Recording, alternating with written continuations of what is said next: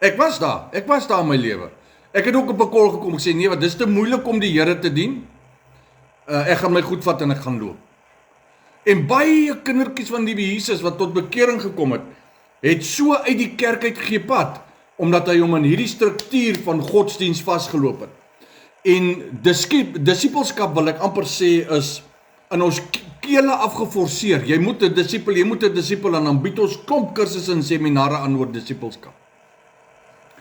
Maar ons het nog nooit mense gevat in die proses van migrasie. Migrasie is 'n proses waardeur ek loop. Van die dag wat ek tot bekering kom, dan begin ek migreer.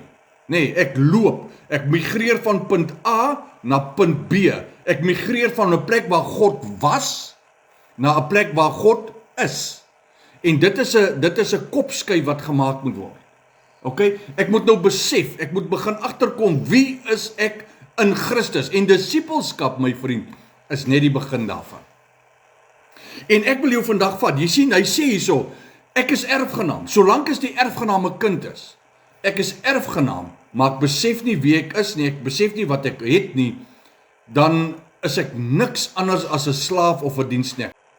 Met ander woorde, wanneer disipelskap mentaliteit by my heers, nog my mentaliteit, my gedagtegang beheer, dan is ek niks anders as 'n slaaf. Jy sien, ek is 'n diensknegt. Ek moet besef, en kom, u wat nou hierso vir my kyk vandag, kom ons raak bietjie realisties. Jou 2-jarige laaitie en jou 3-jarige laaitie, jou 7-jarige laaitie, jy gee hom tog nie jou pistool en jou revolver om mee te speel nie. Jy sê nie vir hom vat die jaggewere gaan speel daar buite met die kinders nie. Hoekom nie? Nee, jy sal mens doodmaak. Is dit nie so nie?